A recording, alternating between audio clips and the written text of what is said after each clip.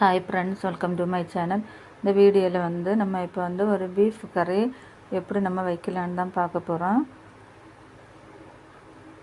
பாருங்கள், இது சூப்பராக இருக்கும். இதே மாதிரி நீங்களும் ட்ரை பண்ணி பாருங்கள்.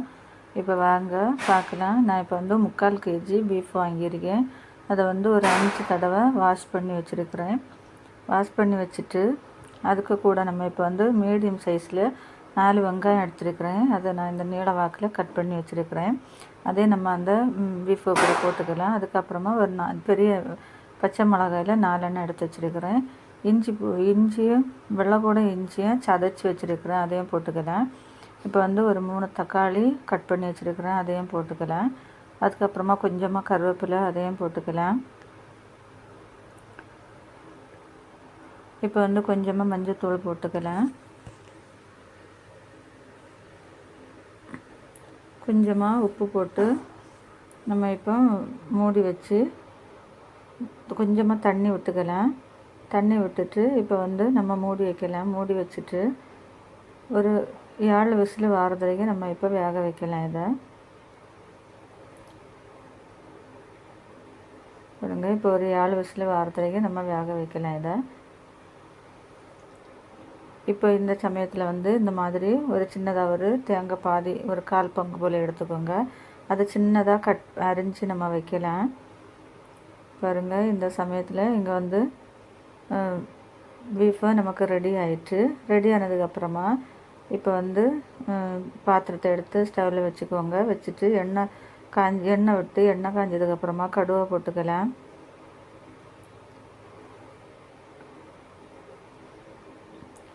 கடுகு போட்டினதுக்கப்புறமா கருவேப்பிலை போட்டுக்கலாம்.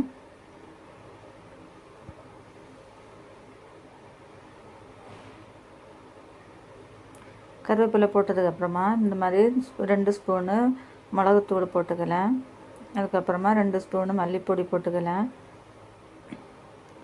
மஞ்சத்தூள் நம்ம அங்கே கொஞ்சம் போட்டு தான் வேக வச்சுருக்கேன், அதனால் கொஞ்சமாக மஞ்சத்தூள் போட்டு இந்த மாதிரி இலக்கி கொடுத்துக்கோங்க. இலக்கி கொடுத்ததுக்கப்புறமா இப்போ நம்ம வேக வச்சு வச்சுருக்கேன் பாருங்கள் பீஃபு, அதை இதில் போட்டுக்கலாம்.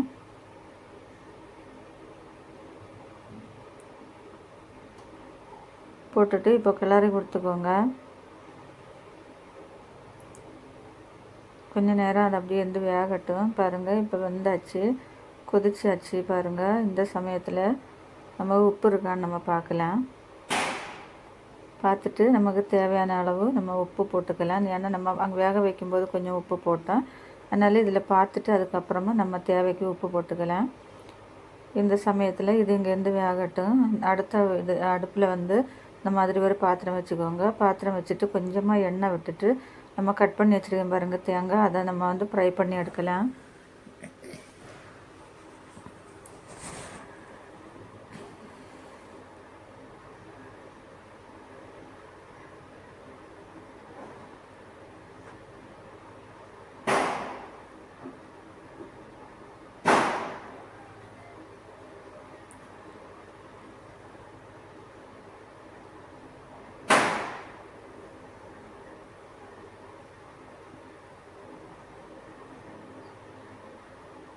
ப்ரௌன் கலர் வர அளவுக்கு நம்ம இதை ஃப்ரை பண்ணலாம்.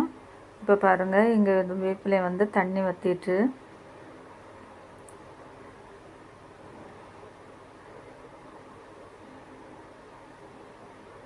நமக்கு எவ்வளோ தேவையோ அந்த அளவுக்கு நம்ம இந்த தண்ணி இது பண்ணி வற்ற வைக்கலாம். வற்ற வச்சுட்டு அதுக்கப்புறமா கொஞ்சமாக 1 ஸ்பூன் அளவு பெப்பர் பொடிச்சு அதில் நம்ம போட்டுக்கலாம். போட்டுட்டு இந்த மாதிரி கிளறி கொடுத்துக்கோங்க.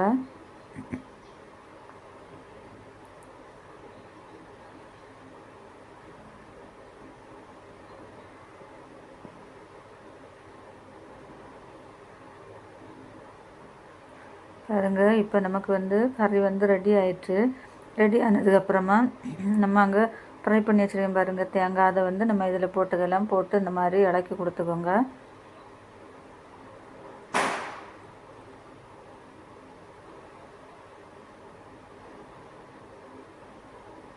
பாருங்கள், இப்போ சூப்பரான பீஃப் கறி நமக்கு ரெடி ஆயிடுச்சு. ரொம்ப நல்லா இருக்கு. நீங்களும் இதை ட்ரை பண்ணி பாருங்கள். அவ்வளோ டேஸ்ட்டாக இருக்கும். சாப்பிடாதவங்க கூட சாப்பிடுவாங்க. நீங்களும் இதை ட்ரை பண்ணி பாருங்கள். இந்த வீடியோ பிடிச்சா ஒரு லைக் பண்ணுங்கள், ஷேர் பண்ணுங்கள், சப்ஸ்கிரைப் பண்ணுங்கள்.